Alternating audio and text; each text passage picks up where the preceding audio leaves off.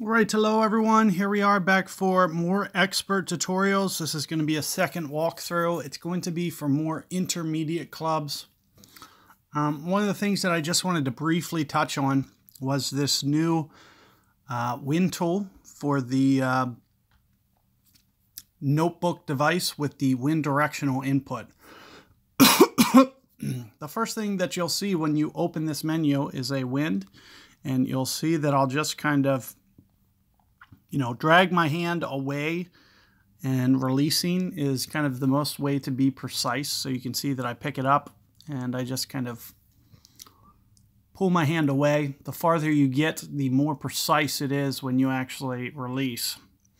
And once you're satisfied with where you go, you can just go ahead, close it down. Next thing that you'll need is this power slider. And what this correlates to, this is max, and that's why you see that it reports max, and this is min. So what that basically is going to outline for you is in the help section here you'll see min to max, and it's just basically predicting where you're going to pull to in that range. So that's what you'll see with this new percentage, is you'll just be estimating that range as to where your shot falls. Now, what's more important is where you're adjusting to, not where you're starting. So wherever your shot lands does not matter. Okay, it's where you're adjusting the rings to. That's what you're going to always use for estimating this power slider.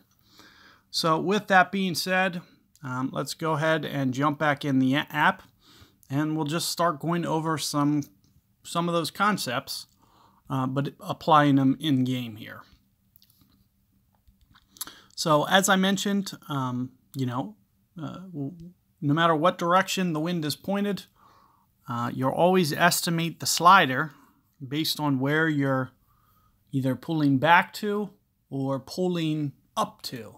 That's what you'll use for your distance slider. I may or may not need it on the first hole. We'll probably need it on this first hole because I'll be laying up. However, it'll be a side wind. So let's talk about the side wind real quick.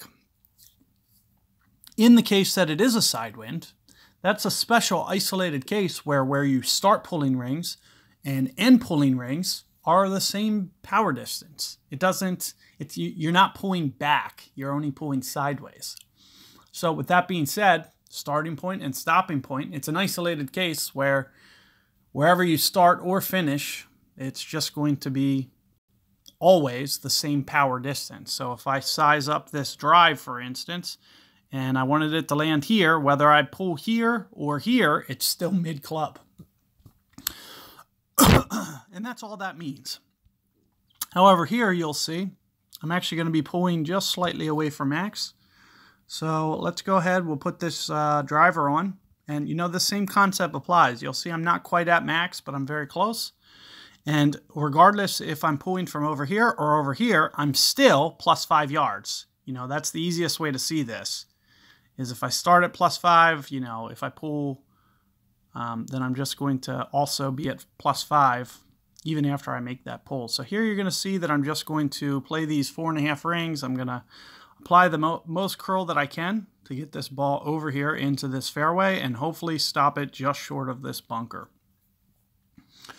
And there you have it. I mean, the most important thing is kind of estimating that range, and you can see in this case I used roughly 88% because I was very close to max club.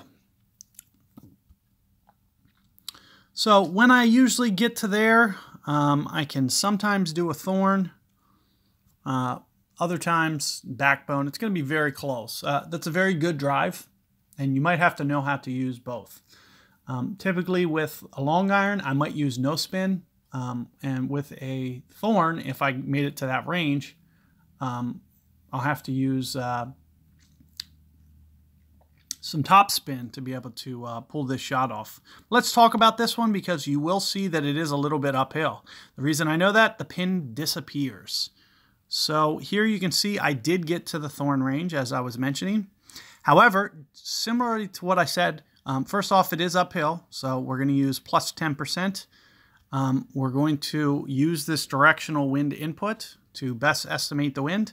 You're also going to see I'm very close to max, kind of like at 92%. However, I'm going to be pulling down rings. So anytime that's the case, I need to make sure that I move the slider. So instead of me using 100% slider, you'll see that I'm pulling back on my ring adjustment, and I'm going to go right about 4 rings here. Perfect ball. Let's see if I can't get this going towards the hole. Just a fraction. And as I mentioned, you'll just have to play around with that. What did I use? About 2 topspin, so maybe 2 1/4. I was just trying to just get it over the edge.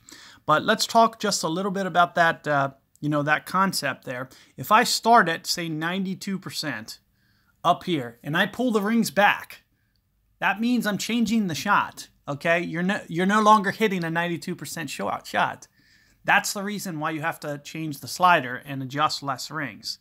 So you'll see as I pull this back, and it's going to be an estimation. Maybe I pulled back to, say, 75, 76% club. You can see 3.9 rings. So that's how many rings you should be adjusting. Keep in mind that it was very uphill as well, and you'll have to consider that in as well. So that's why you see me using -10. Only use the elevation if it's blatantly obvious, like in that case. You could see there's no question about it that there's an elevation, okay?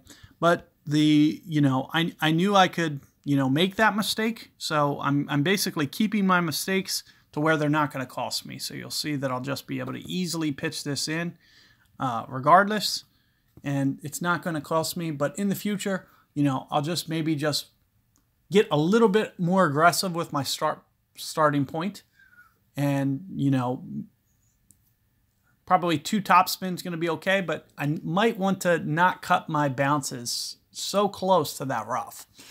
And instead of it being just over, I can get that first bounce just a little bit closer to the rough edge. And my second bounce, I'll make sure that it's just a little bit deeper so that doesn't happen again. So let me just continue this concept into the shootout. And the same thing is going to apply.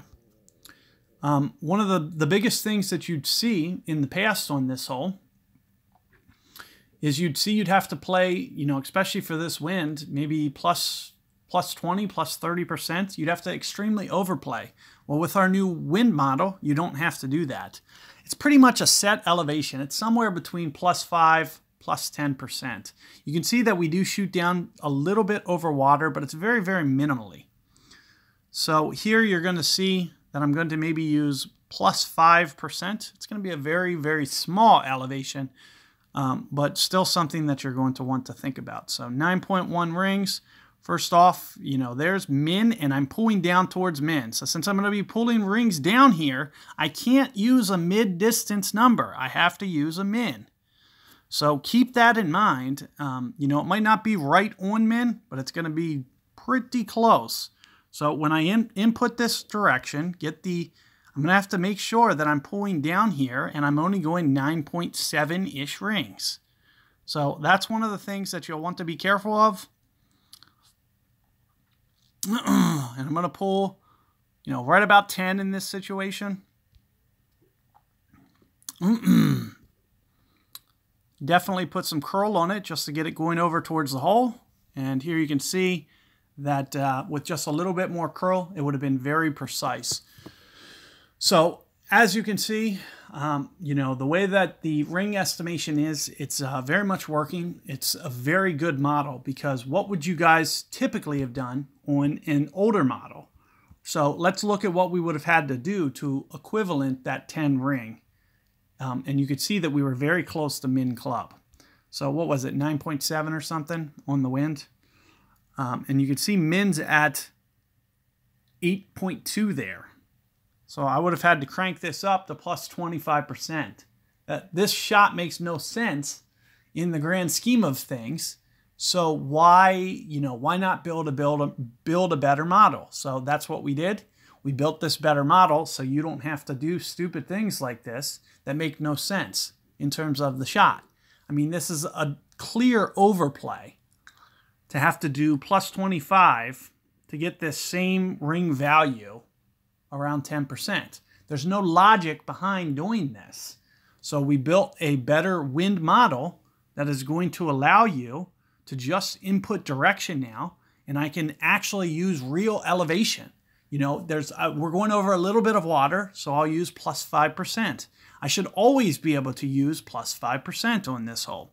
When I input the 9.7, you'll see down there towards min already is that min type ring adjustment. You can see that it's just built into this shot. It must have been 9.1, but you get the general idea of what I'm mentioning. So hopefully that's helpful to you guys. You know, continue to play around with it. I'm going to be using it all for the foreseeable future. So it's going to get easier, and it's going to make you a much better tour player. Okay, because no matter what the wind scenario is, I'll always be able to use that plus 5 on that hole and have good success with good wind effect play. So good luck there, guys, and I'll see you guys on the next one.